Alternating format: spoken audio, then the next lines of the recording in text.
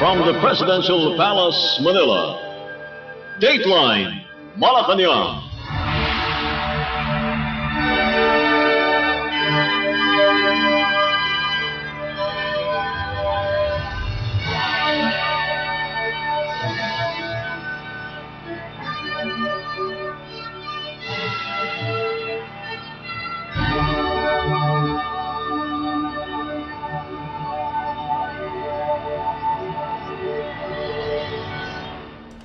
Good day, this is Dateline Malacañang, and here are the news. On the top story, Philippine President Ferdinand R. Marcos Jr. oversaw the transfer of 91 patient transport vehicles or PTVs to local government units or LGUs in northern Mindanao and the Bangsamoro Autonomous Region in Muslim Mindanao. 85 out of the 91 total PTVs were awarded to LGUs in Misamis Oriental, Misamis Occidental, Bukidnon, Camiguin, Lanao del Norte, and Lanao del Sur during the ceremonial turnover at Pelaez Sports Center in Cagayan de Oro City.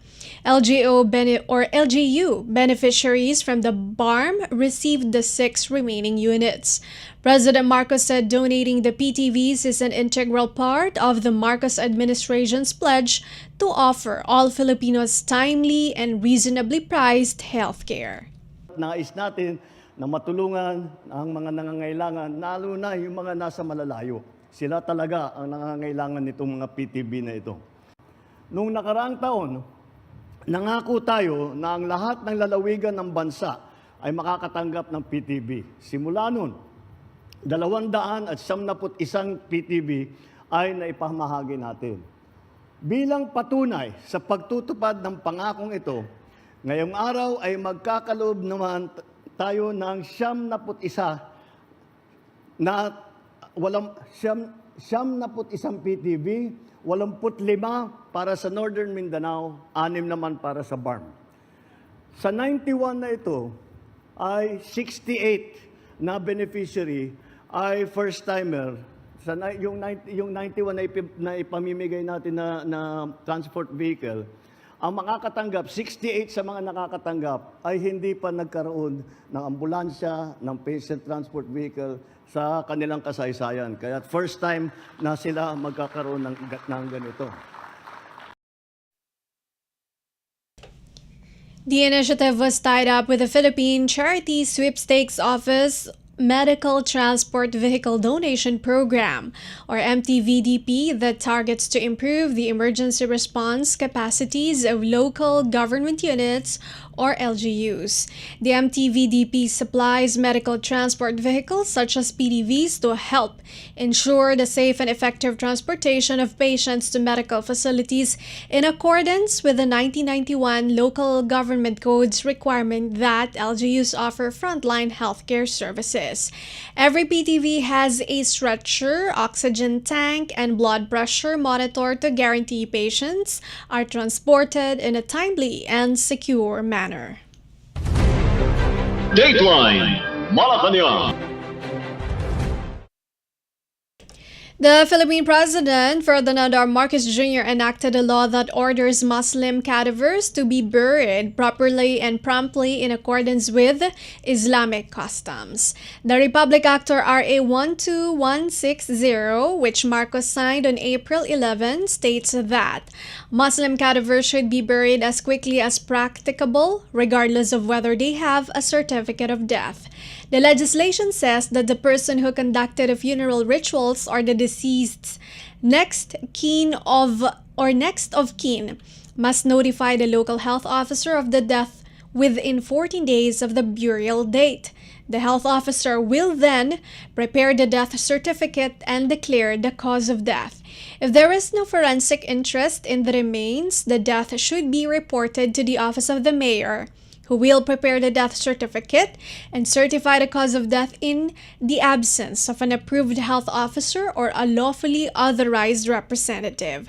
Before any inspection is carried out by law enforcement officials assigned to the case, The deceased's relatives must be notified if there is forensic interest. The death certificate should be delivered to the local civil registrar for registration 30 days after it has been properly produced and certified by the local health officer, city, or municipal mayor. Under RA 12160, non-payment of hospital bills, medical expenses, professional fees, wrapping costs, or any other charges will not be used to withhold the cadaver's release and shipping. However, the concerned party may issue a promissory note for the unpaid obligation or any other current payment method that the other party agrees to. Any person or entity who withholds Muslim cadavers due to unpaid healthcare costs will face up to 6 months in prison or a 100,000 pesos punishment. If the perpetrator is a corporation, partnership, association, agency, or other judicial organization, the penalty is imposed on its officers. The Department of Health and the National Commission for Muslim Filipinos have been directed to issue the rules and regulations required for the successful implementation of RA 12160. Dateline Malacañang. Philippine President Ferdinand R. Marcos Jr. handed over several agricultural support projects to farmers in Misamis Oriental Province, underlining the administration's plan to modernize agriculture through strategic investments in infrastructure, technology, and industrial development. President Marcos headed the distribution of major interventions from the Department of Agriculture, Northern Mindanao, or DA Regional Field Office 10, DA PhilMec, and private sector partners under the Rice Competitiveness Enhancement Fund, or RCEF, and the Sunrise Integrated Coconut Processing Facility, or Sunrise ICPF program in the turnover and launch ceremony in Balingasag. The Mapulog Tuboran Farm to Market Road in Naawan Town, valued 90.8 million pesos, was one of the largest projects announced. Kabilang dito ang Mapulog Tuburan Farm to Market Road at saka Arch Bridge na nakakahalagang na halos 71 milyong piso. Isang proyektong magpapabilis ng transportasyon at magbibigay ng mas malaking kita sa ating mga magsasaka. Sa buong reyon, nakapagtayo na tayo ng halos 70 kilometrong farm to market road at mga tulay na tinatayang nasa 105 linyang metro. Napakinabangan na rin ito ng halos 16,000 pamilyang Pilipino. Sa buong bansa, umabot na sa 1,162 kilometro ang naitayo nating mga daan at higit sa 865 linyang metro naman ng tulay. Philippine President Ferdinand R. Marcos Jr. said the farm-to-market road initiatives have benefited nearly 16,000 Filipino households in the area. Machinery, equipment, infrastructure, and agricultural supplies totaling 32.2 million pesos were provided as further help, together with 78.1 million pesos in rice-growing technologies from RCEF. Overall government support exceeded 200 million pesos. The unveiling of the 350 million pesos Sunrise Integrated Coconut Processing Facility, a flagship public-private collaboration with the First Community Cooperative or FICCO, was a key highlight of the event as it will support the region's coconut sector development. The facility located on FICCO property will produce 6 high-value coconut products: cocoa pellets, activated carbon, virgin coconut oil, cocoa flour, skim milk, and cocoa water, with a goal of increasing the farm gate price of coconuts from 8 to 9 pesos to 16 to 18 pesos per nut. The project is part of the Sunrise Initiative, which stands for solving unemployment through rural industrialization, sustainable and enterprise development, and is intended to increase rural incomes and contribute to the national aim of lowering poverty to single digits by year 2028. Dateline Malacañang. Philippine President Ferdinand R. Marcos Jr. launched the 350 million pesos Solving Unemployment through Rural Industrialization, Sustainable and Enterprise Integrated Coconut Processing Facility, or Sunrise ICPF, a public-private partnership that aims to transform the coconut industry in Misamis Oriental Province. The facility, which intends to produce high-value coconut products in addition to traditional copra, is expected to directly help around 66,000 coconut growers in the province, according to the CEO. During the turnover ceremony, the president noted the project's prospects to substantially boost the farm-grade price of coconuts. The plant, which can process up to 60,000 coconuts per day, will generate 6 imported high-value goods for both the domestic and export markets. These consist of coconut pellets, husk-based coconut boards, activated carbon from shells, coconut water sap, and coconut flour, as well as skim milk from coconut meat. President Marcos has already stated his desire to make the Philippines the world's leading coconut exporter, describing it as a great opportunity for the country's sustained economic progress. Bahagi ito ng ating solving unemployment through rural industrialization and sustainable enterprises o aming itinatawag na Sunrise Project. Layunin ng pasilidad na ito na itaas ang halaga ng niyog mula sa kasalukuyang 8 hanggang 10 piso bawat kilo tungo sa 16 hanggang 18 piso bawat kilo. Kaya rin natin ito magproseso ng hanggat 60,000 niyog bawat araw. Mula sa mga ito, makakalikha tayo ng 6 na pangunahing produkto. Coconut pellet, coconut board mula sa bunot, activated carbon mula sa baw, coconut water, coconut sap, harina, at skim milk mula naman sa laman ng niyog. Makikinabang dito ang tinatayang nasa 66,000 magsasaka ng niyog sa Misamis Oriental. Makakalikha rin po tayo ng trabaho para sa 2,500 Pilipino. Ito, direct employment. Ang upstream at saka ng downstream niyan, mas marami pa. Isa ito sa konkretong hakbang patungo ng industriya, paglalagay ng industriya sa ating mga kanayunan. Philippine President Ferdinand R. Marcos Jr. Dateline Malacañang. Philippine President Ferdinand R. Marcos Jr. reaffirmed his administration's campaign for agricultural modernization, claiming that 150 rice processing units have already been constructed across the country, with more planned for completion beginning this year. President Marcos said that the government intends to develop rice processing facilities in every major rice-producing province to boost productivity and farmer income. Among the facilities launched was the Rice Processing System 2, which Marcos claimed was intended to increase milling recovery rates from 55% to 65%, reducing post-harvest losses by 32,000 metric tons per year, and potentially generating 541 million pesos in additional income for farmers. The president stated that 20 more systems will be completed by 2025, with 50 additional scheduled to begin construction this year. Bahagi ito sa mas malawak natin layunin sa ilalim ng ating administrasyon. Nakapagtayo na po tayo ng 150 na ganitong rice processing system.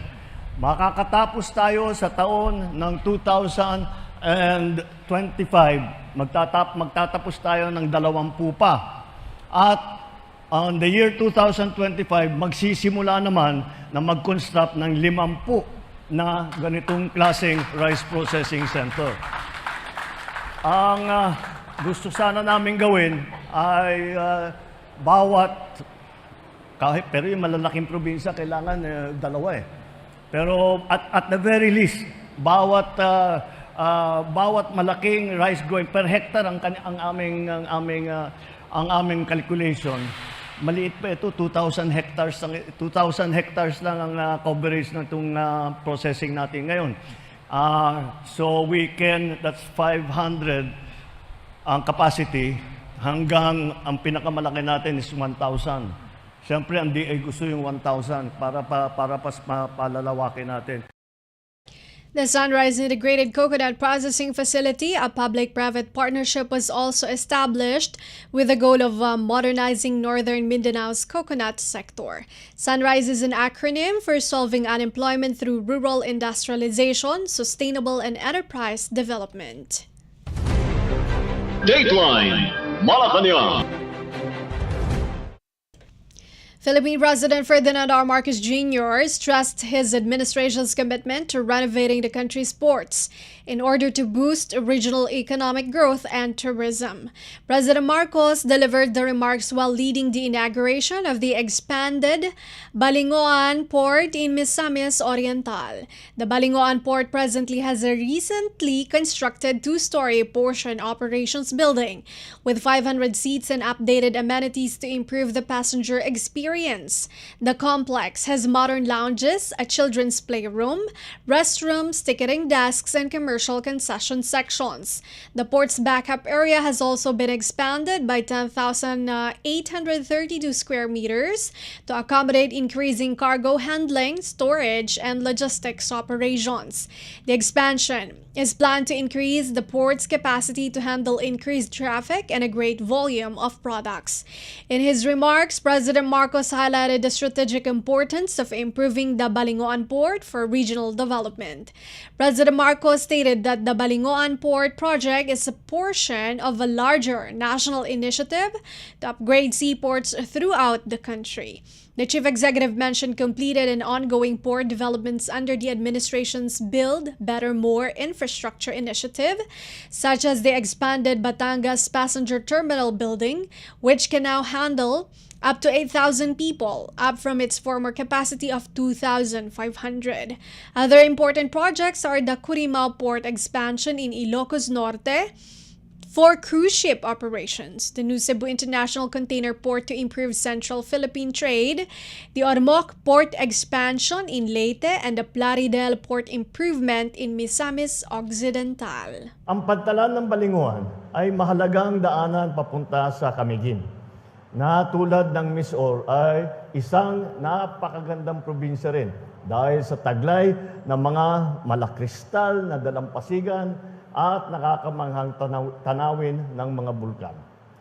Sa pagsasaayos natin sa pasilidad na ito, asahan natin na lalakas ang turismo, bubuhos ang negosyo, lalago ang ekonomiya, at higit sa lahat, mas gaganda ang kabuhayan ng mga tiga Misamis Oriental. Higit sa pagiging daanan tungo sa mga sentro ng kalakalan, negosyo at turismo, ang mga pantalan ay isa ring mahalagang tulay tungo sa kaunlaran ng ating bansa. Dito nagtatagpo ang mga tao. Dito dumadaan ang ating mga produkto. Dito nagkakaroon ng oportunidad ang mga kababayan nating maabot ang mas malawak na merkado para umasenso sa buhay. Philippine President Ferdinand R. Marcos Jr. Dateline Malacañang.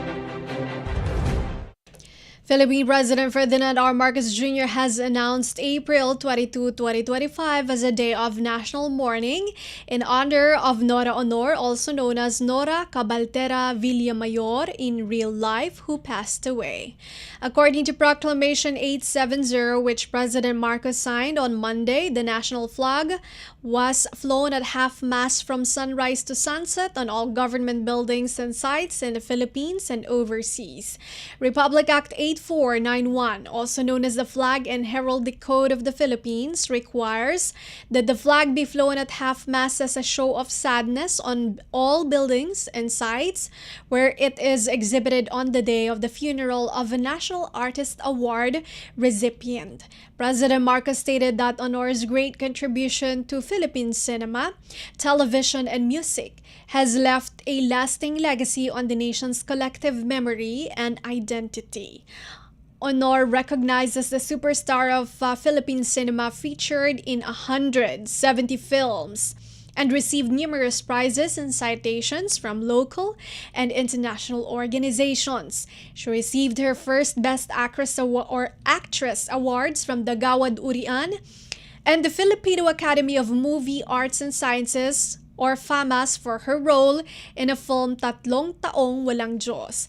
She was also recognized for her memorable appearances in the films Bonan, 1980, Himala, 1982, Bulaklak sa City Jail, 1984, and The Flor Contemplacion Story, 1995. In 2022, former President Rodrigo Duterte signed Proclamation 1390 designating Honor as a national artist for film and broadcast arts. She last appeared in the horror film Mananambal, which was released in February. The state funeral for Honor began with arrival honors at the Manila's Arroceros Forest Park at 8:30 in the morning of Tuesday. A necrological service was held at the Metropolitan Theater at 9 in the morning. Dateline Malacañang. Finally, for Dateline Malacañang, the Philippine Department of Migrant Workers, or DMW, intends to conduct its own investigation into the Licensed Manning Agency, or LMA, and ship owner who employed 8 Filipino seafarers who were detained and later released in Malaysia in order to establish accountability and strengthen protection mechanisms for overseas Filipino workers, or OFWs. Migrant Workers Secretary Hans Leo Kakdak spoke directly with the mariners and their families on Monday at the DMW office in Mandaluyong City, guaranteeing them of continued government support. One of the seafarers thanked the Philippine government for taking care of them. According to the DMW, the 8 Filipino seafarers, along with 12 Indian crew members of the crude oil tanker MT Krishna 1, were arrested and detained by the Royal Malaysian Police at Kota Tinggi Police District Headquarters in Johor on April 11 for allegedly violating immigration laws by entering Malaysia without passports and valid documents. The Migrant Workers Office Overseas Workers Welfare Administration, or MWOA, Malaysia, promptly cooperated with Kota Tinggi police officials to secure the safety and well-being of the seafarers. During the police inquiry, the sailors' licensed manning agency and principal cooperated and informed the seafarers and their families that they would continue to receive salary and benefits. The DMW MWOA provided welfare and legal aid to the Filipino seafarers while defending their good faith before the investigating officer. They were released on April 18 and returned to the nation on April 21. They got financial aid from the DMW's Action Fund, as well as learning vouchers from the Technical Education Skills Development Authority to help them prepare for future career prospects. Dateline Malacañang. And that is all for today's Dateline Malacañang for Radyo Pilipinas World Service. This has been Bea Gaza-de Guzman. From the Presidential Palace, Manila. Dateline Malacañang.